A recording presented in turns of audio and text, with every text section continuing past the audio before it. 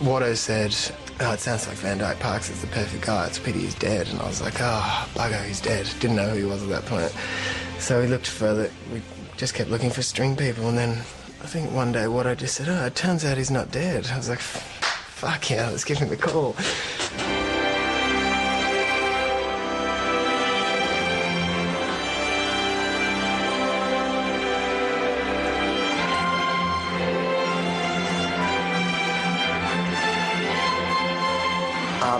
I've just worked on 3 songs, but that's been a career. I mean, I was a brunette when I started this project, okay? You know, 3 guys from Newcastle, kind of working class background.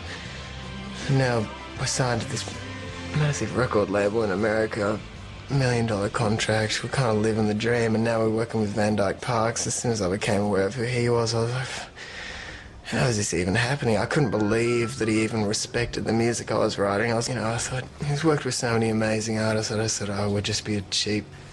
Maybe he'd just do it if we offer him enough money. But he just fell in love with it. We had a really good relationship.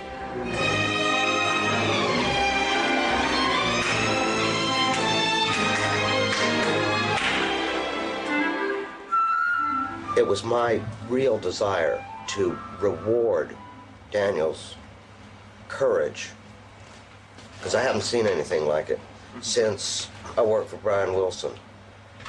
I haven't seen this kind of thing, you know, just for a person who didn't need to do something, but demanded it of himself. Everyone assumed because of Van Dyke's involvement that it was a Beach Boys thing, but it was, I can guarantee you I was just listening to Kate Bush, and that's why it's so, it's a very smiley smile without the Beach Boys.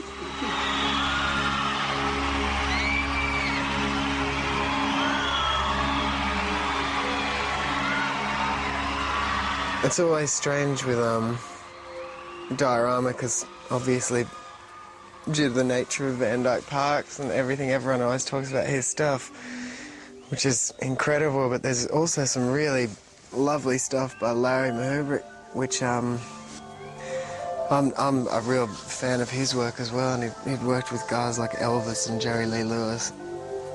Classic arrangements guy. He was the first string arranger that I ever had conversations with, even when I was, 18 and 19 years old doing Neon Ballroom, and he was just completely open-minded and willing to try out my ideas without thinking I was just some strange little kid. The same applied for all the stuff that he did with Diorama. It's just, he's really open to ideas and things that I want to happen, and I guess he takes what I say a bit more literally than Van Dyke Parks does, so there's that really nice contrast in the arrangements on Diorama.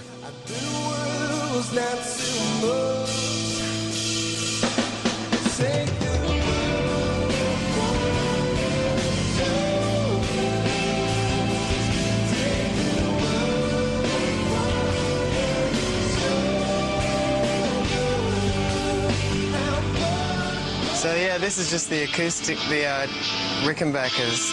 We did 2 tracks of 12-string Rickenbacker. We're actually going for that Jimmy Page, and he's got the double neck. The song remains the same, 12-string sound. So this is, yeah, pretty Led Zeppelin inspired.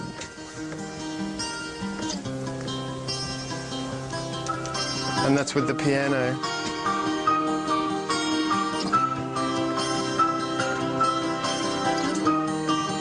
Lull you into a false sense of security. And here we go.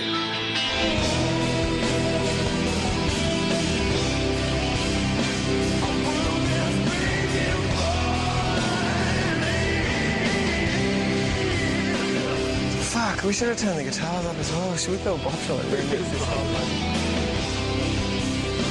It's pretty lead guitar-y. And then we did just another Jimmy Page inspired line after this.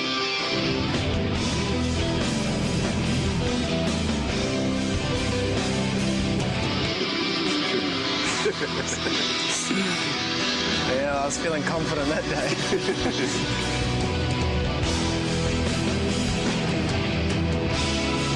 songs that we wanted to be outrageous and big and bold, I asked Van Dyke Parks to do, and with songs that just needed, you know, soundscapes and sonics and strange, discordant little things, they were the ones that I wanted to do some stuff with Larry.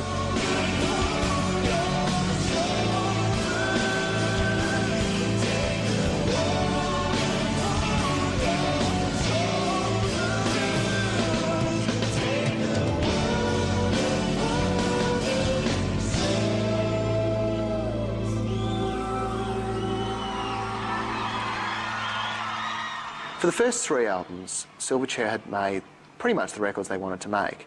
You know, John and myself had been the A&R people. John had been the A&R guy at Sony after I'd left, obviously, and, you know, we'd always had a very open and fairly frictionless relationship. They had never really kind of got pressured. The Diorama was different. You know, there was new A&R people that didn't have the same long-standing involvement, and you know, yes, there was pressure. By the time we got over to Los Angeles to mix, it was just all these problems, and everyone had a problem with everything, and it just turned into, like, it wasn't about making a good record anymore, it was about making a big record. Yes, there was a lot of concern on the part of the US A&R people that this was not a record that was going to fit for American radio. Their concern was well-founded. It didn't. The record company weren't saying we don't hear a single. They were saying we don't hear a single that sounds like enough like your last record. I don't know, why do you sign a band and then change everything about what they're doing? It's like, what, if you don't have any faith in the artist, don't sign them.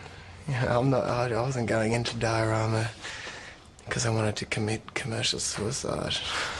The president of Atlantic said, I don't hear a lead single here. And I said, well, we have a really big problem then, because we're not, you know, Daniel's not going to write any more songs, the band's not going to record any more songs, we're off, we're running. I felt like there was just no way to make the music that I wanted to make anymore. Like, it's not like in the 60s or the 70s where pop music was pretty limitless, you know, like that. And to me, that's always the era of music that I've been inspired by, like psychedelic pop and, you know, big melodies and big riffs, and it's all fantasy and escapism, and it just felt like there's no room for that anymore. Everyone just wanted grunge. My favourite track's still probably Tuna and the Brine, just because probably emotionally the feeling that we had from day one of demoing it to playing in the studio and then hearing it with Van Dyke and meeting Van Dyke and watching it be recorded. And it's just, you know, there is no other piece of music like it that I know of.